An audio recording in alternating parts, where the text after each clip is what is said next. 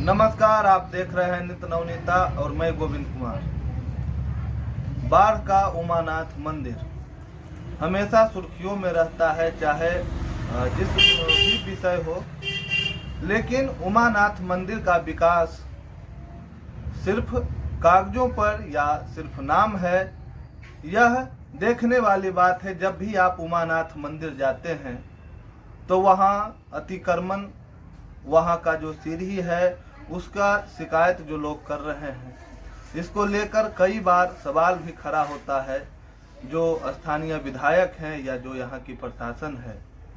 लेकिन अभी हाल में 8 अगस्त को मीटिंग रखी गई थी और 8 अगस्त के मीटिंग में वहाँ यह निर्णय लिया गया कि जितने भी जो दान पेटी है उस पे अब एसडीओ साहब के द्वारा वहाँ ताला लगाया गया है और एसडीओ कमेटी और महंत के निगरानी में ही अब वहाँ के जो दान पेटी है उसका पैसा बैंक में जमा होगा। लेकिन इसी बीच जब हमने उमानाथ मंदिर कमेटी के सचिव कनक कुमारी से बात किया तो उन्होंने यह भी आरोप लगाया कि वहाँ के जो महंत हैं, महंत के द्वारा और जो वहाँ पुजारी बताया है उनके द्वारा वहाँ पैसे का गबन कर लिया जाता है।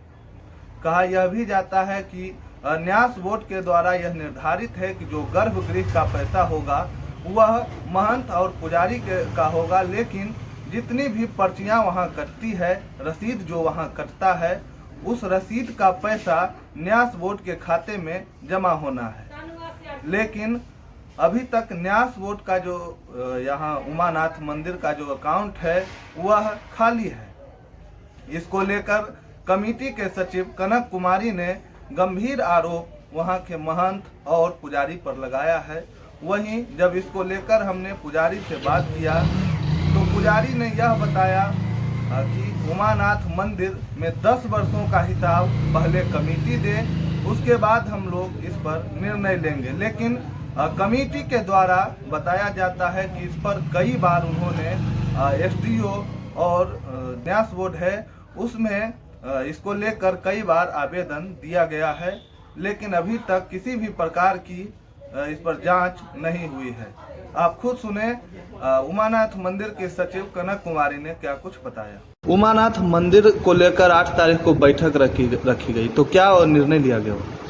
बैठक में निर्णय लिया गया वहाँ जो दान पेटी का पैसा अपने आप को कथित महंत बताते हैं, वो लोग दान पेटी और रसीद के द्वारा पैसा लेते हैं और कमेटी के अकाउंट में एक पैसा जमा नहीं करते हैं। उसी का निर्णय लिया गया और डेवलपमेंट के लिए सरकार की तरफ से 2.5 करोड़ रुपया हुडको और भी पर्यटन निगम के तरफ से पैसा आया हुआ, उस सारे मुद्दे पर डेवलपमेंट के लिए बात हुई। और वहाँ पे आरोप यह भी कमेटी पर लगाया जा रहा है कि 10 साल का हिसाब दें, 10 साल में उन्होंने क्या किया, पैसे का गबन कर लिया।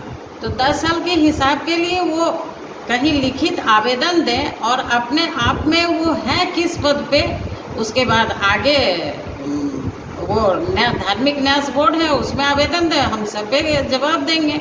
मेरे पास लिखित सारा चीज़ है। इन्हीं लोग पे चोरी का आरोप है, सारा ताला तोड़ने का आरोप है, चांदी का मुकुट चुराने का आरोप है।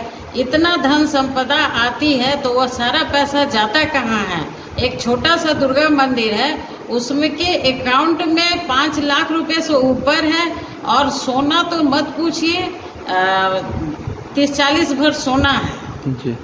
तो एक इतना उमानाथ प्रसिद्ध मंदिर है जहाँ लाखों के लाख श्रद्धालु आते हैं, वहाँ का पैसा जाता कहाँ है?